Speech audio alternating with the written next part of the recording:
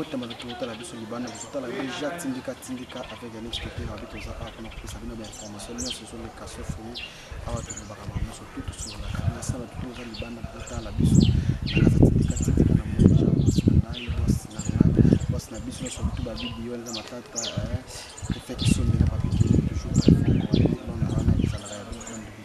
libanda kuzota la déjà ya expliqué la to sur la loma na souhaita le moria apôtre mena mboka na biso papa je fais là ndio kubeka penetre sur la sanctuaire de Dieu nous allons y avoir prophète Ézéchiel par rapport à l'évolution surtout pour kubeka kati msusu masoloni pour surtout neza ole kaka na ministère na mpeni mwa bonzana nous a déjà na prophète Ézéchiel bonjour prophète bonjour papa bonne santé oui santé ça vraiment la merveille tout ça bien vous avez bonne église bon tout ça au Cameroun est normal vraiment église toujours les qui sont vraiment normal makamunyo c'est les cas normal Zambé vraiment zo pour assister biso na présence na ye vraiment nyonso ezali bien nyonso ezali bien to la moto qui sang ya masala nzambe monene na papa na biso là il va faire aucun message wana voki na ya bisa ki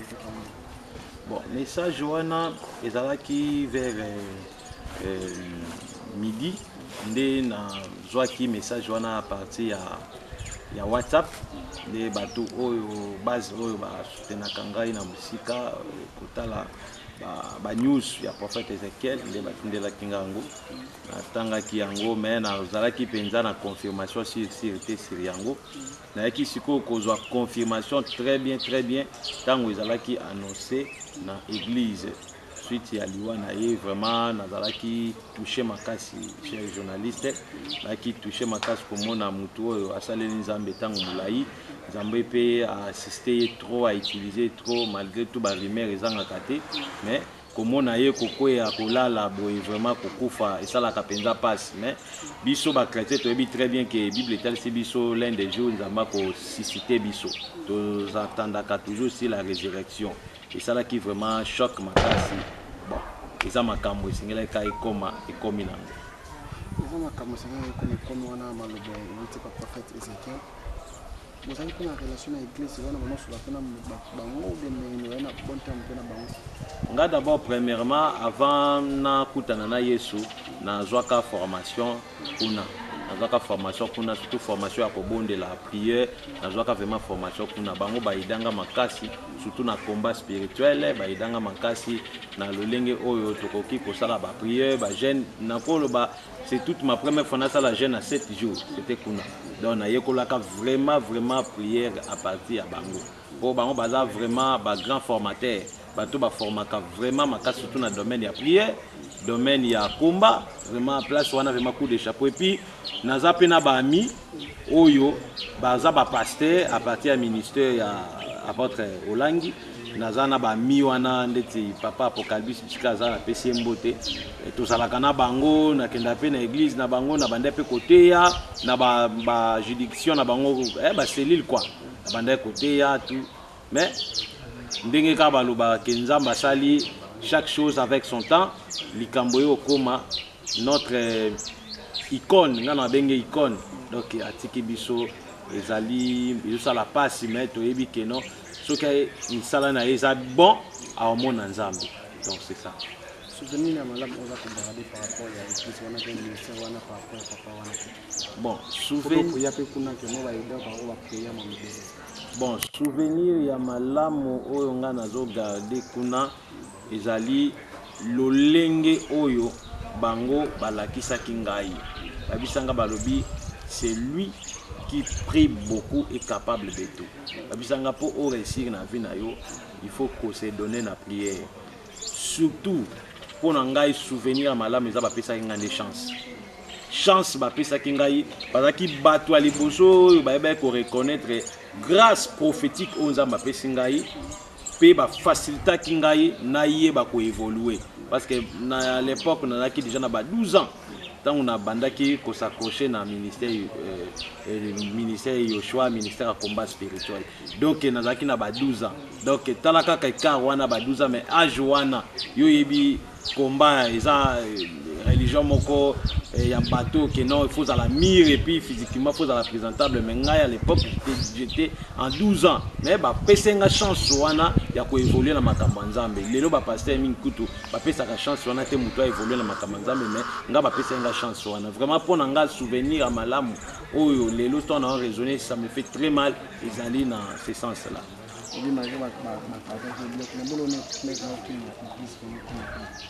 Bon, koki makuna ezali appel mutu na mutu ana destin na ye donc ngai nazaki na destin na ngai et puis tangu na longwe kuna bango bakamwa makasi façon na bande ko linga vraiment ko travailler na ministère ya combat spirituel ko longo nga na longwa kikuna vraiment esalaki bango pe choc po bando benganga mwana suka wana ba c'est tozana ba pasteur apôtre Josué apocalypse ba papa Landu donc toi qui vraiment ebelé donc kolonga nanga kuna ezaki destin zambe nde mutu asalaki ngana longa kuna parce que il y a eu des moments où papa nanga bande ko beta ngai makasi ando lingate na banda ko se donner trop na makama ko sambela na tanga donc persécution wana ya ko sala kino na yeba ko quitter bisika o ngana bande ko sambela na luka église moko dali tout proche na biso ki dali ki par nzela nzamba ponaki afin que kotona ko kende na zwa pe moi voir moko boye na koma ndenge na komi lelo na okamba église sentinelle. Bon wana je crois na longwe na ba 15 ans 15 ans bon ngana ndimeli Yesu na 12 ans na ndimeli Yesu na 12 ans donc na longwe kuna na ba 15 ans donc vraiment na saleli nzambe naza vraiment mutu mote ke non na simbi ndenge za la kaka o via masanga via milangwa vraiment na leki yango te ngai vi na ngai vraiment na yebi nzambe vraiment mwana muke ntinda nazo évoluer boye je suis trop jeune mais nazo na capable de maîtriser même ba esprit ya bato.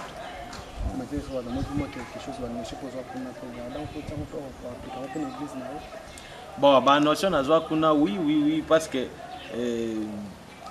tant déjà na lobby que non nazala pas na bango cela veut dire bango ba pesanga accès wana ça veut dire à partir ba kambo yo bango bande ko enseigner nga na oyoka na to ça donne o nga na gardaka o pe na yeba ko enseigner na peuple de Dieu c'est la prière parce que bango nde papa langi bisika azali vraiment nzambe a agréé molimo na ye papa langi bango nde mutu basali ke prophète Ézéchiel azala surtout na domaine ya prière voilà même maman na ngai tozana ye awaza témoin ya makambo nyonso mama yebi histoire tout donc bango nde mutu basali ke prophète Ézéchiel a sala profondeur na mabondeli imaginez-vous bo sala prière il y a 7 jours et puis bazaki les seules personnes bala sanga ngoma mangengenge ngana ye bango mama ngengenge te mais à partir na bango na kindango mama ngengenge wana tokena ba apôtre Josué ba apôtre wana baza ba proche ya Olangi ya papa Olangi donc à partir na bango wana nde ngai prophète Ézéchiel na zoki chance ya kokende ba prière na zoki chance ya kobondela na zoki chance ya ko gêner donc lelo soki ba porte sur na tika le fongami na vie nanga c'est grâce à eux à partir ya ba formation nde lelo nde naza onga naza et puis oyo bango ba pesa wana comme enseignement sur la prière nde nazo ko appliquer lelo na église. Zaka pekani kuyoka na Kinshasa la mama tamu la kabaka no so mutakomi kuna bakabula na famille kuma na so ni si pas pour likambo kabola na famille d'abord Yesu alobi ayete pona osangisa mais aye pona okabola vous comprenez papa Yesu aye pona osangisa te aye pona kokabola donc tant mutaza na kata ténèbres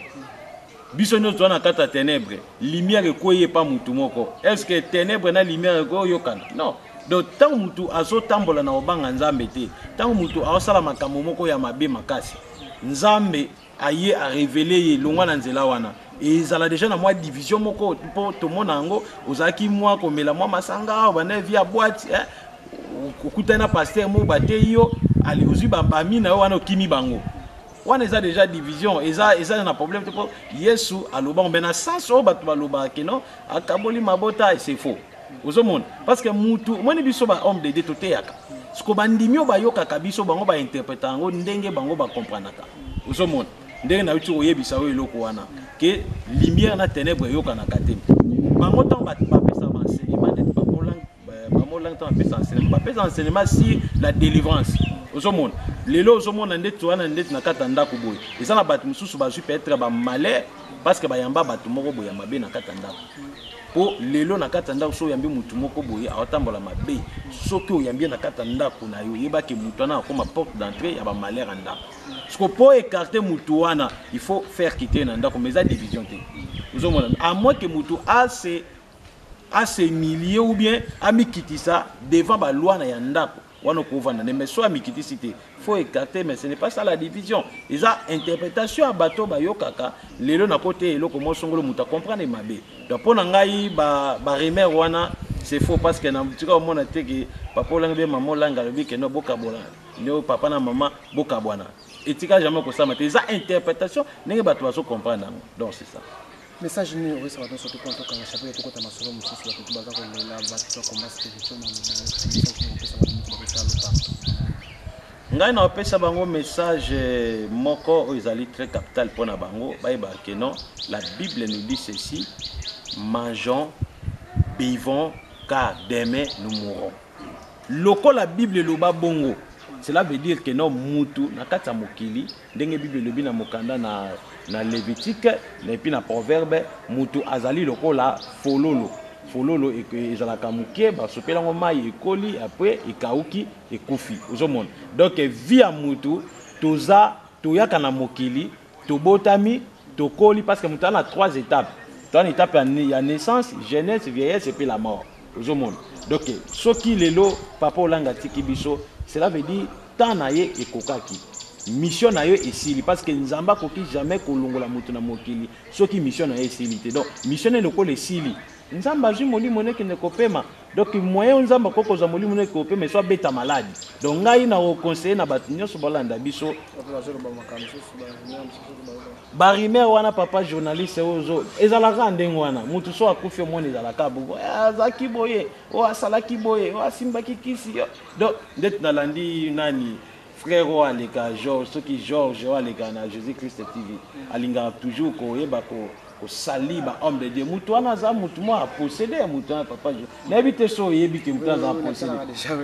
donc ye musala na tout pasteur azafo ba lokola ndete ba Roger ba ka tout comme ça ba ka ba mo ba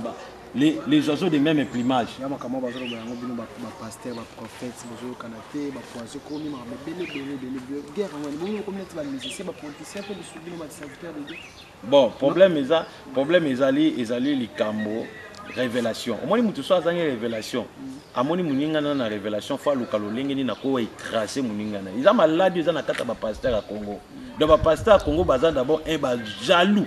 bana zuwa makasi donc ba pasteur à Congo ba mona ka soki moi partenaire moko à côté na jeep akomo sambele pa na amoni ke via pasteur à bongi OK ba yebi ke biso ba homme de Dieu to souffra makasi vous comprendre to souffra makasi musa to sala ke musa to risque ka vie to risque ka prison to risque ka makambo ebele mais ba on va comprendre ngote donc soki muto ane loko lié ba on va soutenir ba on faut ba combattre donc pour ngai tango ozomona lelo ba rimel lo ba pasteur tout ezali kaka likambo ya jalousie ozomanda ti papa olangi muto lo akufi mais au lieu bato ba souhaiter mes condoléances bomoni bato ba komi ko commenter mabe ba komi ko finga ba komi ko loba o nzamba frapper o ndenga zawana akaboli ba mabote belé o ndenga zawana ba famille bato belé ozomona donc ozomona bato bazo komonka ozomona ka ba pasteur à Congo ba chrétien à Congo et l'église mususu vous comprenez donc nyonso wana ezali oto benga ka mutema mabe congolais azande bongo congolais alinga kam même ba oba na poto ba diaspora bato balandaka biso vous comprenez donc na kati na bango baza kuna na poto mais ozonga ba olingana te mais so totali peut-être ba famille mususu ba kuna na poto na kuna omona bazolinga ndeti ba Nigérien ba bo moko tout mais ba olingana donc eza maladie congolais pona ngai vraiment likambo wana nga na yebi déjà congolais za bongo Congolais à sa bon toujours continuer toujours merci à la révolution à motema de bangala na makoti et na Paris ba mbote na ya révolution na mali de bangala Paris za la bino lando mozinga na reine ba bino kolope Eva Chibango na Afrique du Sud azama kasi ya kosala na wana na moni pe bila dinga na nima wetu tozana bango déjà na kati ya kili toujours continuer toujours prophète vous appelez belé à montrer la bataille monsieur comment non chrétien pas ça ou ta monsieur so boya so sale loko tema mebele so bino ba surtout ba oboye sika quoi vous allons ba jeune quoi oboye sika on va te chrétien pour prophétiser il faut se préparer ou bien il faut ça la cérémonie ma belé belé. Bon, les lots pour prophétiser d'abord ils ont les cambo appel. Nous avons mutu soka ça appel ya ko benga ma prophète. Oko sakola. Pona yo li sakoli ça la trop facile. Ya omoni nzambe tango ai ponaki Jérémie na Jérémie 1er nzamba ponié Jérémie azana katali buma maman nzamba consacré ta que prophète. Donc Jérémie tango ko la luki prophétique prophétie. Po ils appellent na ye. Donc pour mutu asakola lelo ils ont les cambo te que non mutasala be non. Ils a question ya appel. Donc mutu soka azana appel. Ya omoni tango zo tuna makambo moi ba question na ils avaient bien. Tango zo tuna makambo ba rimer. Omoni ba pasteur onyo bazo ko s'attaquer. D'être la biso ba prophète Ézéchiel. Vous comprenez? Bazo ko attaquer biso pourquoi? Bazo ko attaquer c'est parce que bango bazana eloko oyo biso oyo bango bazangi mais biso to wana ngo. Siko biso to wana appel. Mais bon ba appel te au lieu de reconnaître appel oyo nzamba tchekat na biso babandi ko attaquer biso ko combattre biso. Vous comprenez? Donc mutu pour ça là, ils ont question qui a côté pour bien ça non, c'est le problème de l'appel et puis un ministère prophétique. Donc ça. Moi, je pense que n'a pas sur réponse tant on y a les choses. Les bateaux va découvrir père spirituel la prophétie. Voilà, quand tu vas te la mission, pour ça. Non, le bello comme encore père spirituel c'est trop dit, mais il y a des anciens spirituels. Parce que père spirituel, ils allaient monter au Yebi ABT, au Yebi Jésus, mais abandonné sur Jésus, ça a acabé. Ancien, Azamout, il y a déjà une connaissance, il y a une connaissance, il y a évolué, mais à la question, moi, il y a un mot, vous comprenez. Il y a le roi Jean-Baptiste, est-ce que Jean-Baptiste, c'est un père spirituel? Vous m'avez pasteur Jean-Baptiste. Bible est bien du dans le désert. Donc, prophète majeur. Les tibissos va prophète Ézéchiel, toi va prophète moko majeur bato toyé pour na to balayer ba génération des nzamba boaka. Vous comprenez? Donc le roi toyé boyé ngai appelle na ngai père spirituel na ngai ezaka ye moko mais na zane na ba ancien. Na ba tout le monde appelle prophète Ézéchiel, on s'appelle qu'on s'attaquer pour na ba tout le monde attaquer déjà Roger Baka wa okende bazo attaquer. Finalement pour vous à la l'aise ba tellement faut qu'on attaquer ba ninga misusu. Bon, Moni Soki, tout ce qui a attaqué, bien aimé, je l'aime beaucoup, le frère Roger Baka. Ceux qui t'ont attaqué, Bango, c'est parce que Bango, Barosala Makambo, ils ont or, il y a l'île, c'est christianisme, surtout dans le Congo. Vous comprenez? Comment un prophète était, et ça a un problème avec l'église des réveils, non. L'église des réveils, c'est trop. C'est le christianisme, parce que toi, dans la religion, même Mouto, assemblée nani église, peut-être par exemple, église de Jésus, église de la vie, église, bon, les abats combo, mais structure n'a biso ou bien, corps de Christ, ndé ou aneza Yesu, yango religion n'a pas bengango, christianisme vient du mot Christ. Nous sommes des chrétiens, mais ce que tant que batu bazo leka, batu moko boy bazo leka na internet, pour na koyeba ko détruire ba influence ba homme de Dieu, il y a bien, vous comprenez, il y a ma bête mais il y a bien. Nde wana biso ndeti mutu lokola ngabe prophète Ézéchiel pona utedi ko défier bango ya défier bango na bengisa bango ba ya to ça la démonstration système ya Élie le Tishbike na ba prophète Abal to yeba nani parce que koloba mbanga passe papa journaliste vous comprendre mutu alobaka na za ya solo azoko attaquer batu mususu bon yo yaka démonstration vous avez fini bon ça là c'est un plateau ni ça c'est démonstration bon ça bon mi ça ba biloko bon mi ça ba nini bon ça ba démonstration bon big ça ba tout sur place ou bien négé démonstration bon ça sur place c'est trop parce que surtout sur place c'est trop mais ngana bombela bango surprise moko soki ba ye na yaki déjà na moi une partie à ba papier sans moto sale mettre to tchewana to sali débat sur les miracles to ici na tikeli moi 20 minutes na dit bon yo belela moto et apparaître. Parce que déjà moto apparaîtra. Comprenez? Donc c'est belé là, il est pas belé là. Ce qui a sali yango et bimi, ngai naza faux pasteur.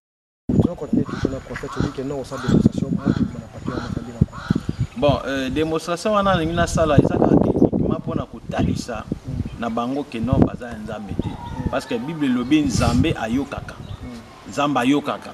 Ayokaka ba oya ye. Donc lokola ayokaka ba oya ye, il faut biso total sa bango. Yango moni soki bango ba koya na pele nga na salle na bango. Baze belé ba Roger Baka ba Bruno ba sangana ba Tiffany ba sala ba zo ba contre ngai donc bango tout na bengi bango na posa na bango ba ya. To mo ke bien so poto chitina par rapport à la biso libanda numéro de téléphone na baboto bakibota sur bana diaspora. Donc numéro de téléphone ngai ezali balukanga na 00243 81 61 96 772 00243 81 61 96 772 balukanga na Viber le même numéro, WhatsApp le même numéro, Twitter le même numéro et puis balukanga na WhatsApp le même numéro. C'est bon vraiment qu'il a na souka merci na maman Joël Akele maman sociale quoi très forte et puis merci à mon père manager relation avec pour Rabat na monde demi qui est na Maroc wana bambote et les sénateurs baba bazola babi toujours très fort moi ça n'a pas doni babi doni toujours confrère accompagné par la monsieur le prophète comme na suppose na souka déjà moi puis Mike na réalisation kuna tout comme moi avant goût miracle tout bana poto bana sentir bon avant goût ya miracle bana poto ba sentir olingi na sala ndetini oyo mo mona ka no. Mais yo kokato kima. Mais na invité au deuxième tour où ça prêtait bien au monakaka.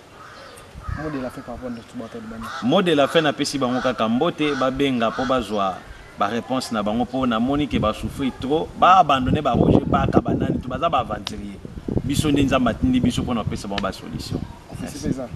Prophète oh coup professeur coup tundeza na lolem. Donc ngaso muta bengi kaka nenga lo ba allo na pesi vanda kimia. Uzabu. Yanga kutumona lo bango tata tala la caméra ça la mofoko mom ata mutu moko aza kutu otala biso wa miyeli kine bete lo nela. Wana ce que tu na cadre émission mais prochainement dans la kio to se préparer pour na bango. Merci beaucoup prophète. Merci beaucoup cher journaliste. OK ngana tikibino malasima kubeka numéro za affiché wana to kosola kwa numéro 243 81 43 58 722 obengi ya next topic à Facebook même kombo kaka to kosola dans le boko merci na vie na ngari qui sonne papi Kelly wande ko tout boza libanda na mon pe Eva Chibango na Afrique du Sud va très fort quoi. Bo s'abonner na tindika ngana tikibino ciao.